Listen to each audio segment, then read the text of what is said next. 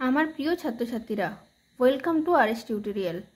আজ আমরা ক্লাস 8-এর 195 পাতায় উপপাদ্য 11 এটা করব।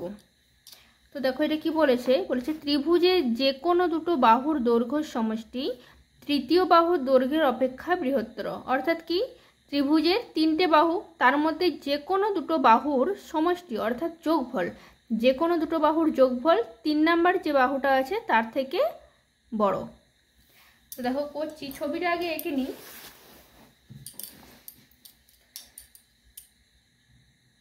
তো দেখো ছবিটা আমি এঁকে নিয়েছি। দেখো নাম দিয়ে দিচ্ছি, ধরো এ বি সি একটা যে কোনো ত্রিভুজ। তো এই ত্রিভুজটা তো দেখো এ বি সি যে কোনো একটা ত্রিভুজ। তো তার মধ্যে দেখো যে কোনো দুটো বাহুর দৈর্ঘ্যের সমষ্টি, ধরো এ বি একটা বাহু আর এ সি একটা বাহু। তো এই দুটো বাহুর দৈর্ঘ্যের সমষ্টি অর্থাৎ দুটো বাহুর দৈর্ঘ্যের যোগফল এই যে 3 নাম্বার যে বাহুটা আছে বিসি তার দৈর্ঘ্য থেকে বড় হবে। এটা যদি 3 হয়, এটা যদি 4 হয়, তাহলে 4 আর 3 কত হয়ে গেল? 7। তো এইখানে এমন কোনো সংখ্যা হবে যেটা হচ্ছে 7-এর থেকে ছোট হবে। বুঝে গেল? তো আমি দেখো অঙ্কটা করছি, তাহলে ভালোভাবে বুঝতে পারবে। তো প্রথমে কি লিখতে হবে? প্রদত্ত, অর্থাৎ কি কি দেওয়া আছে। তাহলে দেখো কি কি দেওয়া আছে। দেখো বলেছে ত্রিভুজ, একটা ত্রিভুজ আছে, আর বলেছে যে কোনো দুটো বাহুর দৈর্ঘ্য সমষ্টি তৃতীয় বাহুর দৈর্ঘ্য অপেক্ষা বৃহত্তর। অর্থাৎ কি, একটা ত্রিভুজ আছে যার 3টে বাহু আছে, তাই তো? তাহলে এটাই লিখছি যে ধরি ত্রিভুজ এ বি সি একটি যে কোনো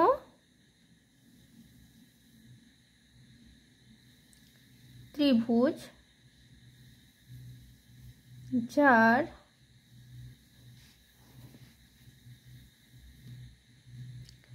বাহুগুলি হলো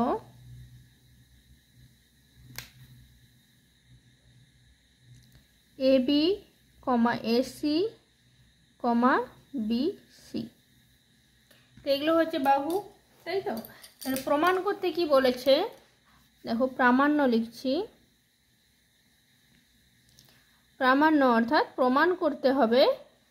কি প্রমাণ করতে হবে? যে কোনো দুটো বাহু, হয় এটা প্লাস এটা কিংবা এটা প্লাস এটা, যে কোনো কিছু নিলেই হচ্ছে। হ্যাঁ, তাহলে আমি নিচ্ছি A B plus AC is greater than BC.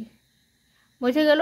এই দুটো বাহুর যোগফল তৃতীয় বাহুর দৈর্ঘ্য অপেক্ষা বৃহত্তর হবে, মানে এই ধারটা বড় হবে, এই ধারটা ছোট হবে। এবার দেখো আমাদের নিজেদের স্বার্থে একটা জিনিস করতে হবে, সেটা হচ্ছে অঙ্কন করতে হবে। আমি প্রথমে অঙ্কনটা করে নিয়েছিলাম, কিন্তু তোমরা যাতে ভালোভাবে বুঝতে পারো তাই জন্য এটা মুছে দিয়েছি। তো দেখো অঙ্কন কি করতে হবে, দেখো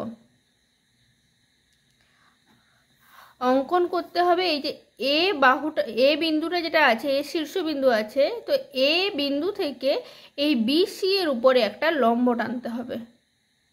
কেন টানতে হবে সেটা আমি পরে আসছি, বলছি। তো দেখো আগে লম্বটা টেনে নিই। তাহলে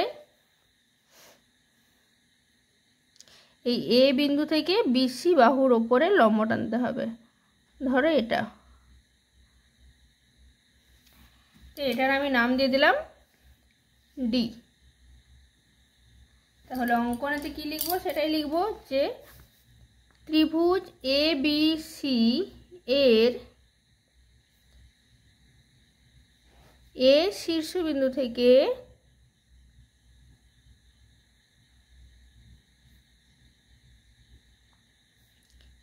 বিসি এর ওপর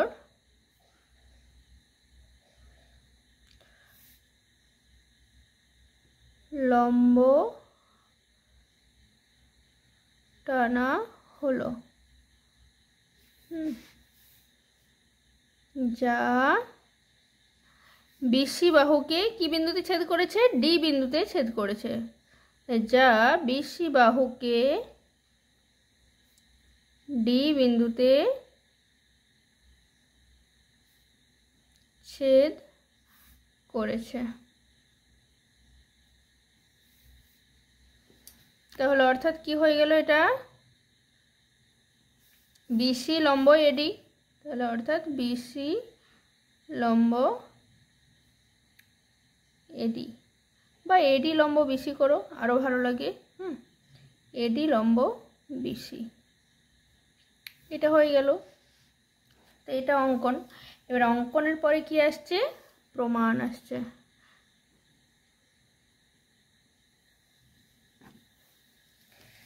এইবার দেখো, দুটো ত্রিভুজ উৎপন্ন হয়েছে, তাই না?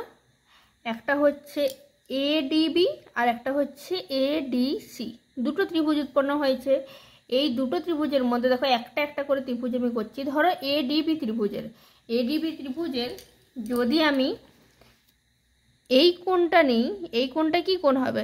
সমকোণ হবে, 90 ডিগ্রি। আগেই বলেছি দেখো অঙ্কন অনুসারে কি হয়েছে, এডি লম্ব বিসি, তাই তো? তাহলে এটা 90 ডিগ্রি হবে। আর যদি আমি এই কোণটা নিই, এটা কি সূক্ষ্মকোণ, এটা সমকোণ হলে এটা সূক্ষ্মকোণ হবে। তাহলে আমি এরকমটা কেন বলছি, তার কারণ একটা আছে। দেখো কি কি চাই, এবি চাই, এসি চাই আর বিসি চাই। দেখো এবি চাই, এসি চাই আর বিসি চাই। তাহলে এবি যদি চাই এর মধ্যে, তাহলে দেখো এই কোণটার উল্টো দিকের যে বাহুটা আছে সেটা কি এবি, তাই না? এই যে কোণটা সমকোণ, এই কোণটার উল্টো দিকের বাহুটা কি এবি, তাই না? আর এই কোণটার উল্টো দিকের বাহুটা হচ্ছে বিডি। বিডিটাও আমাদের দরকার। বিসি অর্থাৎ কি বিডি প্লাস ডিসি, বিডিটারও আমাদের দরকার। তাহলে এই কোণটার এই কোণটা নেব, বুঝে গেল এই ত্রিভুজটার মধ্যে। তাহলে দেখো প্রমাণটা শুরু করছি। যে ত্রিভুজ এবিডি এর মধ্যে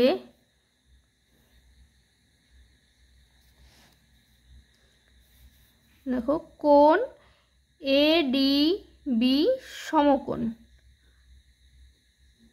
আর কি কোণ ডিএবি সূক্ষ্মকোণ।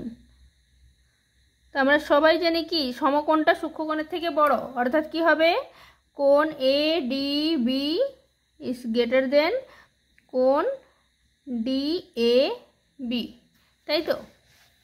এবার দেখো তাহলে অতএব এডিবি, দেখো এই যে এডিবি, এই কোণটার বিপরীত বাহু আছে এবি। তাহলে অর্থাৎ কি, যেই কোণটা বড় আমরা আগেই জেনেছি, যেই কোণটা বড় তার বিপরীত বাহুটা সর্বদা বড় হয়, যেই কোণটা ছোট তার বিপরীত বাহুটা সর্বদা ছোট হয়। তাহলে এই কোণটা বড়, এর বিপরীত বাহু কে এবি, তাহলে এবিটা বড় হবে। তাহলে লিখতে হবে অতএব এবি ইজ গ্রেটার দেন, কি আছে এটা, এই কোণটার বিপরীত বাহু হচ্ছে বিডি, তাহলে বিডি। তাহলে এইটা হয়ে গেল আমাদের 1 নাম্বার, ঠিক আছে? এবার এই ত্রিভুজটা দিয়ে হয়ে গেল, এবার এই ত্রিভুজটা দিয়ে করি সেই একই রকম ভাবে। তাহলে আবার ত্রিভুজ এডিসি এর মধ্যে সে একই রকম জিনিসটা চাই। দেখো এসি বাহুটা চাই আর কি ডিসি বাহুটা চাই, অর্থাৎ কি এই কোণটা নিতে হবে আর এই কোণটা নিতে হবে, তাই না? তাহলে এর মধ্যে কি হচ্ছে, কোণ এডিসি সমকোণ আর কোণ ডিএসি সূক্ষ্মকোণ। তাহলে অতএব কি হয়ে যাবে, কোণ এডিসি ইজ গ্রেটার দেন কোণ ডিএসি। তাহলে অতএব কি হয়ে যাবে, এডিসি, দেখো এডিসি এর বিপরীত বাহু এসি, তাহলে অতএব এসি ইজ গ্রেটার দেন, এটা হয়ে যাবে ডিসি। এইটা হয়ে গেল আমাদের 2 নাম্বার।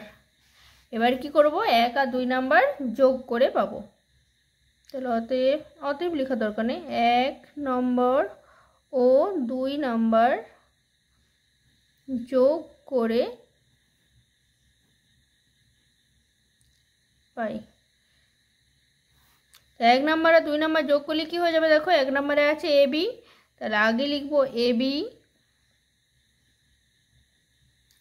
প্লাস 2 নাম্বারে আছে দেখো এসি ইজ গ্রেটার দেন কি আছে, BD plus DC, BD plus DC. তাহলে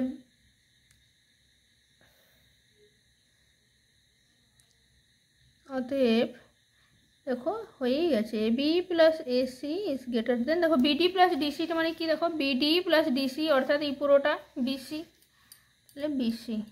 তবে এটাই প্রমাণ করতে বলেছে, A B plus AC is greater than BC. এটা হয়ে গেল প্রমাণিত।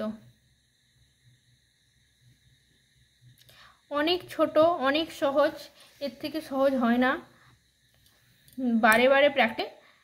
তারপরেও যদি কেউ বুঝতে না পারো আমাকে কমেন্ট করবে, আমি আরও ভালো করে সহজ করে বোঝানোর চেষ্টা করব।